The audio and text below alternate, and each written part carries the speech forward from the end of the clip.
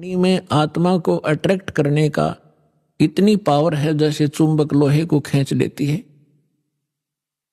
अब इस मालिक की वाणी को सुनकर आत्मा अपने आप जैसे खिंचाव होता है और ऐसे परमात्मा की वाणी इसको धंधेड़ कर रख देती है, इसको विवश कर देती है सोचने के लिए। तो कर क्या रहे हो, करना क्या चाहिए था।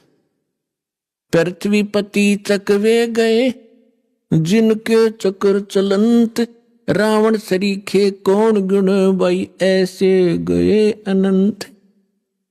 सर्व सोने की लंका थी वो रावण से रणधीरम, एक पलक में राज बिराजी जम के पड़े जंजीरम। सुखदेव ने 84 भुगती बना पजावे खरवो, तेरी क्या बुनियाद प्राणी तू पेंडा पंथ पकड़वो।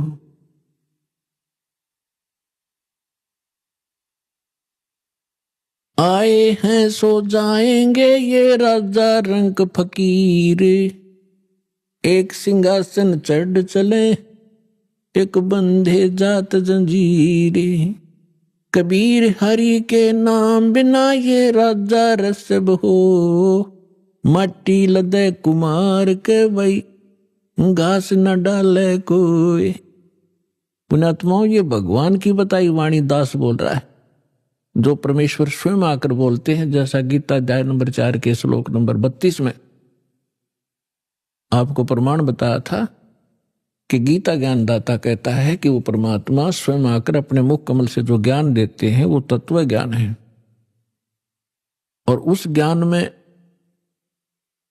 वो विशेष जानकारी है आध्यात्मिक यज्ञों की, यज्ञ माने धार्मिक अनुष्ठानों की।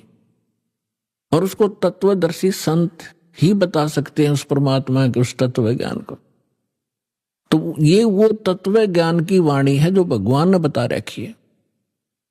अब हम ये समझें, क्योंकि हमने समय पर अब मनुष्य जीवन में मनुष्य जीवन जैसी ही सुविधा प्राप्त होती है, कुत्ते के जीवन में कुत्ते वाली ही सेटिंग होएगी। तो अब हम ये भूल जाते हैं कि उस समय पर खाना मिल जाता है, जब चाहे चाय पी लें, जब चाहे दूध पी लें, हैं भूख लगे खाना खा लेते हैं। और जब ये शरीर छूट जाएगा, क्योंकि ये मिला इसलिए था, ऐसी सुविधाएं और ऐसी बुद्धि दी थी कि आप इसमें परमात्मा पाने का प्रयत्न करें। और यदि परमात्मा नहीं प्राप्त करते हैं, भक्ति ना करके और बकवादों में जीवन व्यर्थ कर जाते हैं, तो फिर परमात्मा बताते हैं कि राजा भी जब गधा बनेगा तो आम जीव की अब क्या बुनियाद है, क्या औकात है, सहज में समझ आ जाना चाहिए। फिर क्या बताते हैं परमात्मा, कबीर हरि के नाम बिना ये नार कूतिया हो, गली गली भौंकत फिरे भाई टोक न डाले कोई।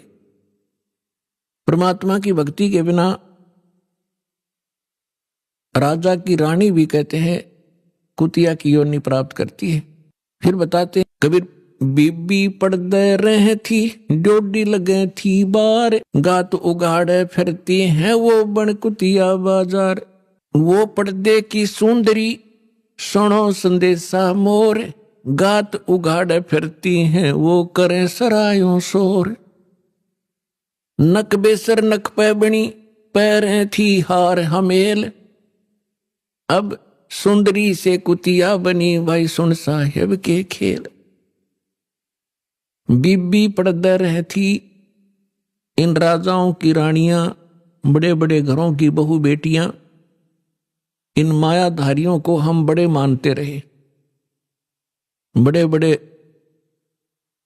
घरों की बहू बेटियां पर्दों में रहा करती थी, राजा की रानियों पर्दों में रहा करती थी, आगे उनके चौकियां लगा करती थी, कोई भी गैर व्यक्ति वहां फटक ना जा। और उसमें वो अपनी इज्जत माना करते थे।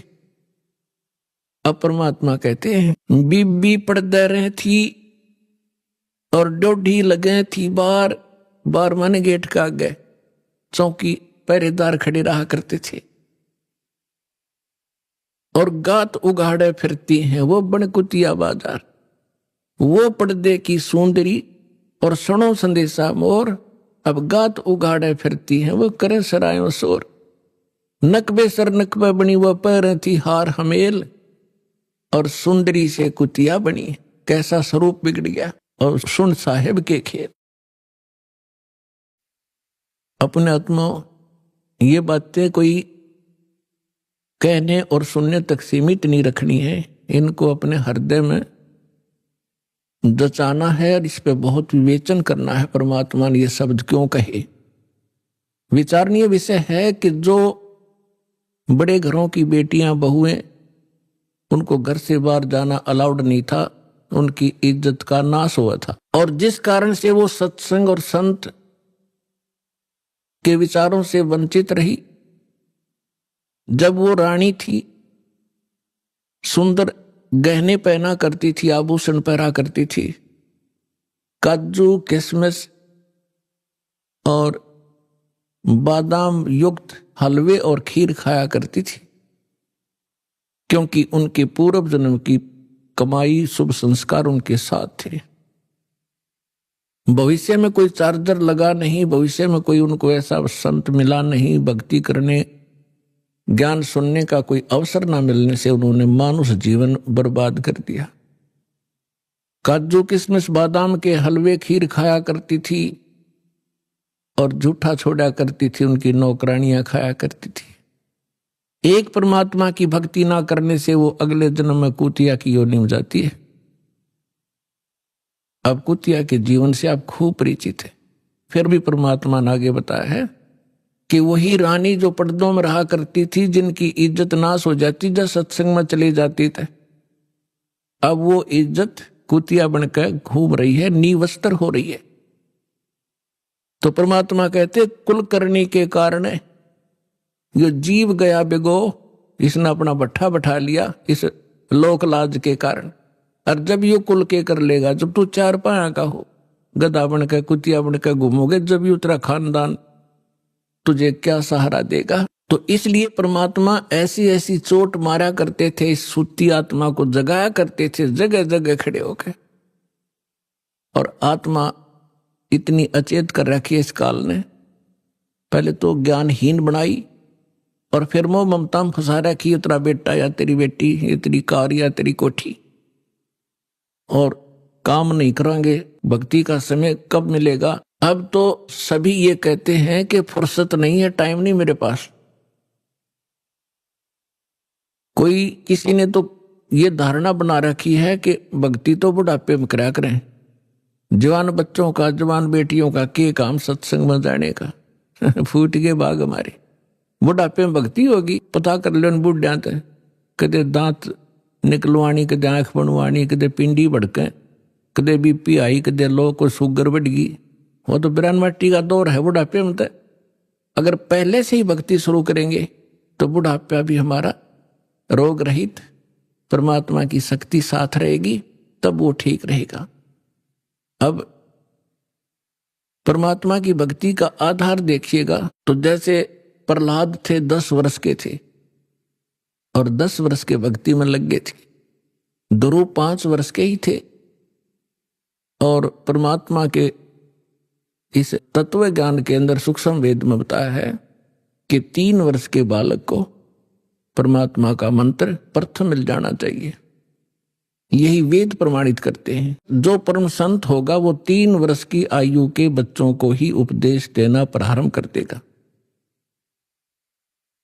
और यदि हम इस इंतजार में रहेंगे, बुढ़े होकर वृद्ध होकर के भक्ति करेंगे, बच्चों से फारिग हो लें और मृत्यु हो जाए 20 साल की उम्र में, प्रारब्ध इतना ही हो, फिर कहाँ करेंगे। तो बचपन से ही मालिक का सहारा मिल जाएगा तो हमारी एज भी एक्सटेंड होएगी, आयु भी बढ़ेगी, साथ देगा भगवान, पाप से बचेंगे, भक्ति संग्रह होगी, 100 हमारी मुसीबतें टलेंगी। तो यहां परमात्मा बताना चाहते हैं कि अभी तक हमें तत्व ज्ञान ना मिलने से हम लोकवेद, दंत कथा और अपने अनुसार ही सब ज्ञान विचार व्यक्त किया करते थे जो व्यर्थ थे। तो परमात्मा ने जगह जगह जाकर के ये ज्ञान दिया 64 लाख परमेश्वर के शिष्य हो गए थे। 64 लाख। आज तो पुण्यात्माओं एक चैनल से टीवी चलता है, प्रोग्राम चलता है तो करोड़ों व्यक्ति घर बैठे देख सकते हैं। करोड़ों टीवी लगवा दिए दाता ने। पहले परमेश्वर ने अपनी आध्यात्मिक पावर का प्रयोग किया। आज वो नहीं हो सकता, क्योंकि परमात्मा हर एक काम को एक सीक्रेसी के हिसाब से करते हैं। यदि आज परमात्मा वो लीला करते, आज तो सबके पास मोबाइल है, 1 सेकंड में बता दे गुरुजी वहां थे, गुरुजी ने वहां सत्संग किया, वहां मिले, तो एक लोग उसको फिर दूसरे ढंग से ले जाते कि वो तो जादूगर है, और फिर परमात्मा को ग्रहण नहीं करते। तो आज परमात्मा ने वैज्ञानिक तरीके से ही अपना ज्ञान अपने बच्चों तक पहुंचाया है। अब परमात्मा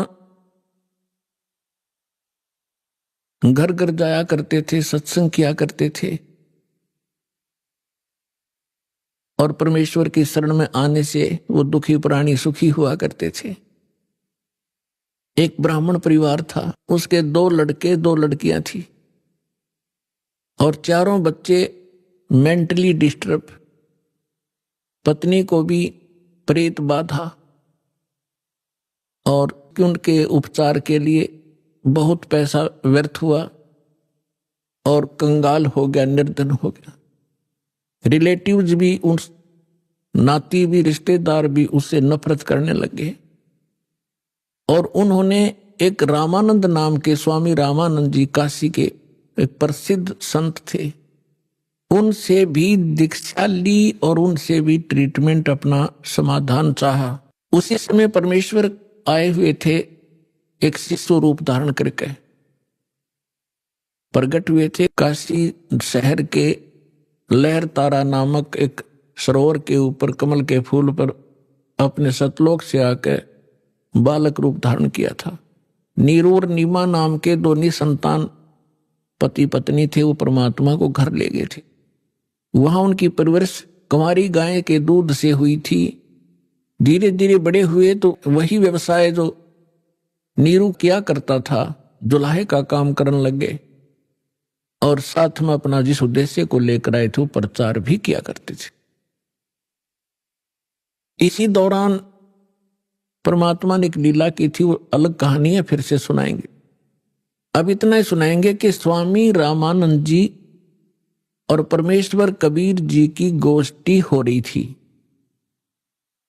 बैठे थे। उसी समय वो ब्राह्मण पहुंच गया वहां पर, और उस ब्राह्मण ने अपने गुरुदेव स्वामी रामानंद जी से कहा कि गुरुदेव, मैं अति दुखी हो चुका हूं, अति आर्त हूं, आपकी शरण आया हूं, मुझे कोई समाधान बताओ। तो रामानंद जी ने उनको बहुत सारे जंतर मंत्र और बहुत से और भी दान धर्म के तरीके बताए थे, उनसे भी उसको कोई राहत नहीं मिली।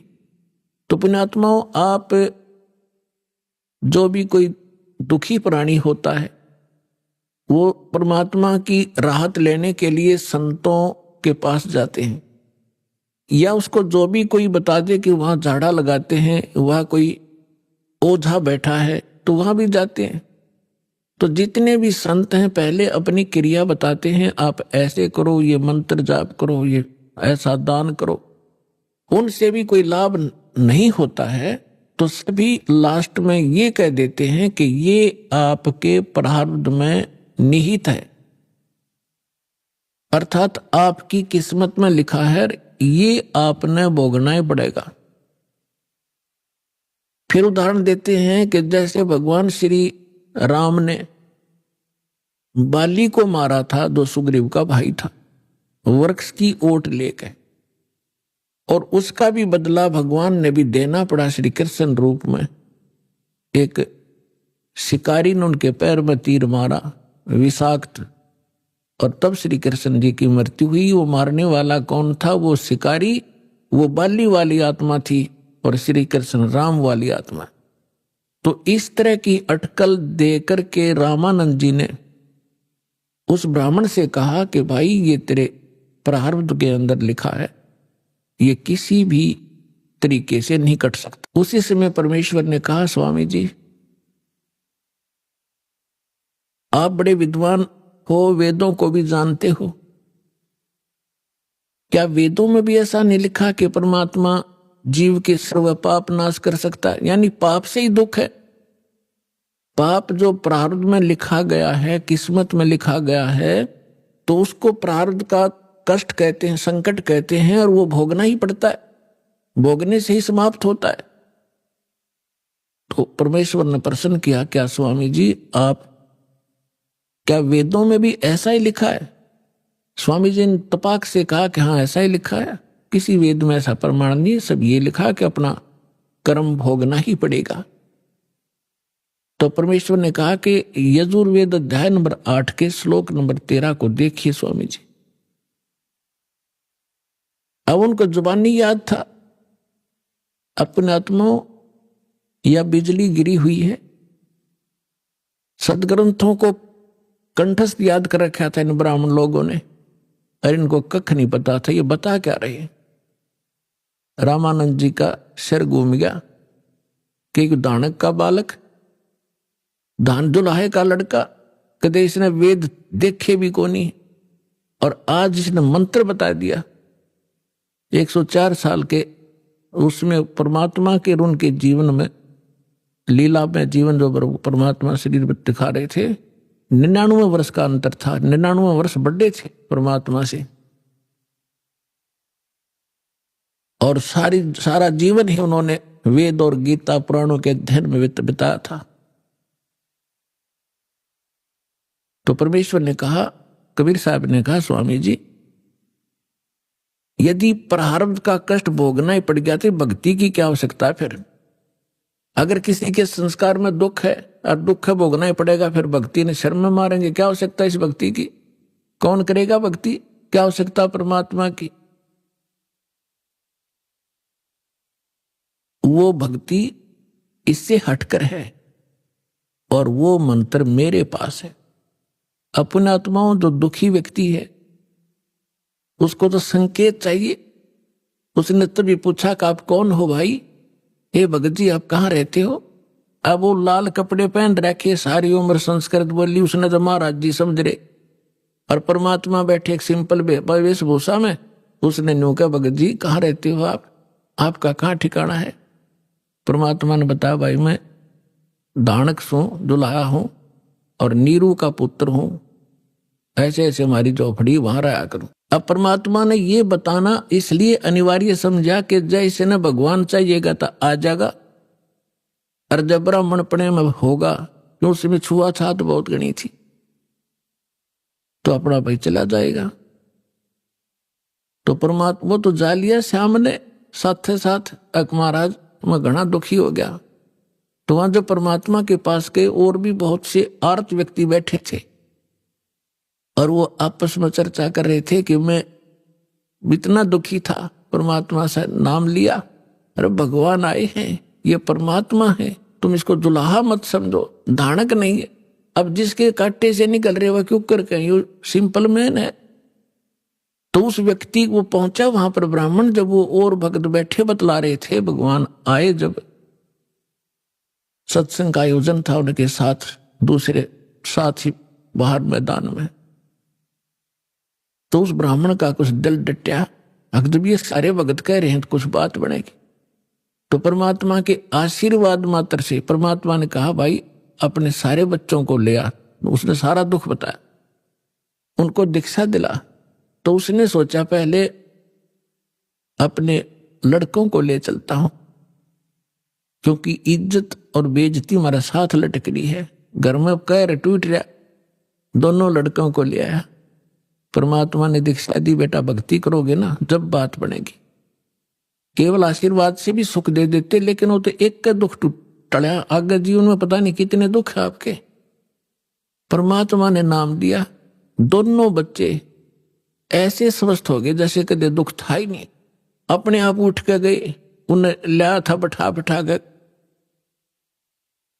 तो उनको एकदम खुशी की लहर आ गई। फिर अपनी बेटियों को, पत्नी को, सबको नाम दिलाया। परमात्मा के आशीर्वाद से सब ठीक हो गए, स्वस्थ हो गए कुछ ही दिनों में। और फिर घर का काम भी उसका बहुत अच्छा चलने लगा।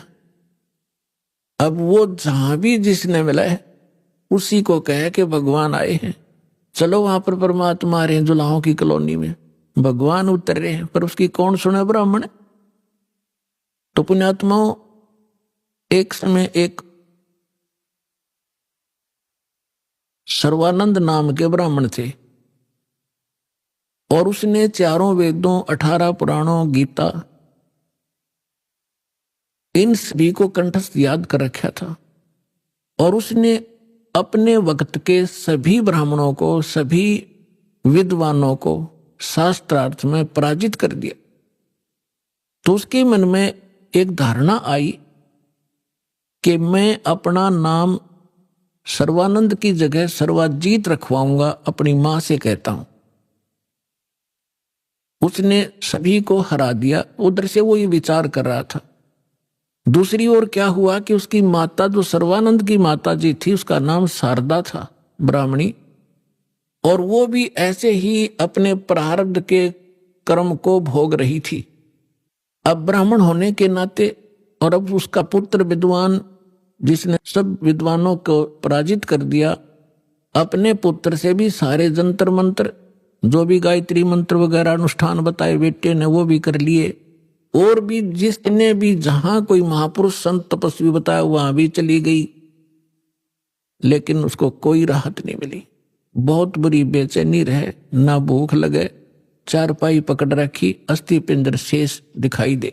उधरती एक परमात्मा की शिष्या, एक बहन चली गई किसी कामवश, अन्य जाति की, श्रवण जाति की।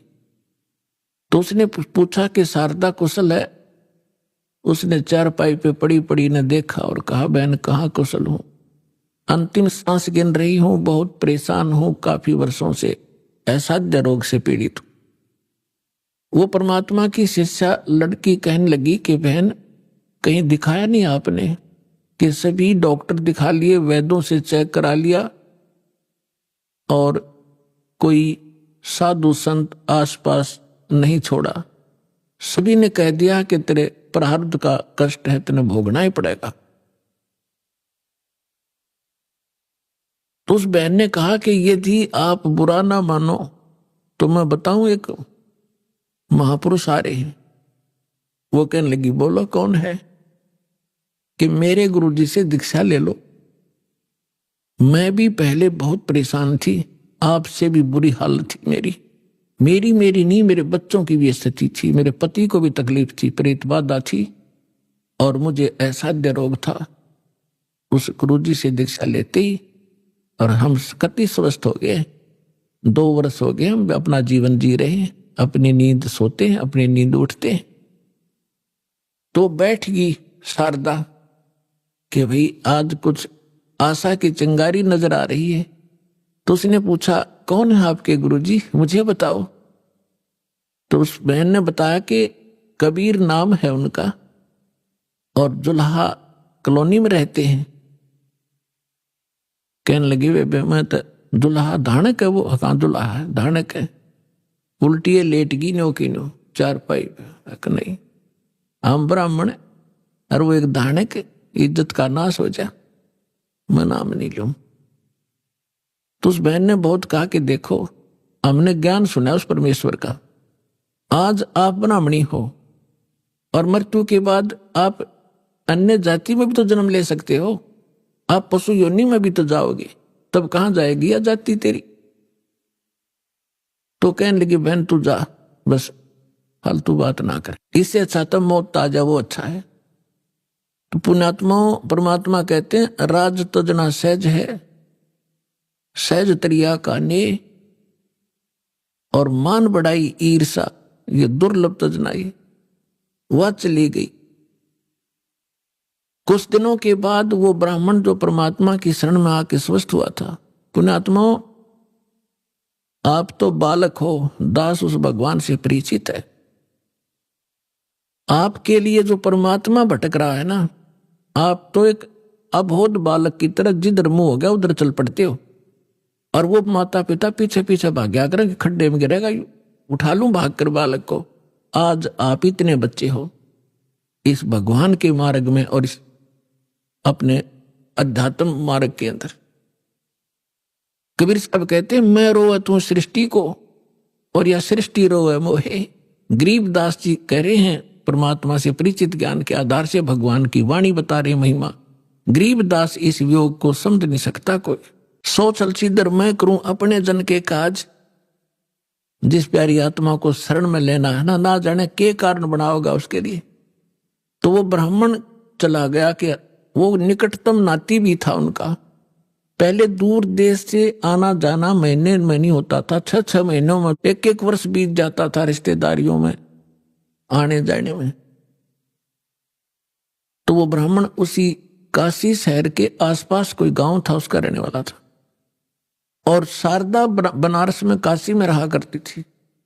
तो एक दिन वो किसी कामवश शहर में आया था, तो उसने सोचा चल रिश्तेदार के घर चलते। जब वहां पहुंचा तो शारदा अपने उसी तरह उसी स्थिति में थी। राम रमी करी, नमस्कार।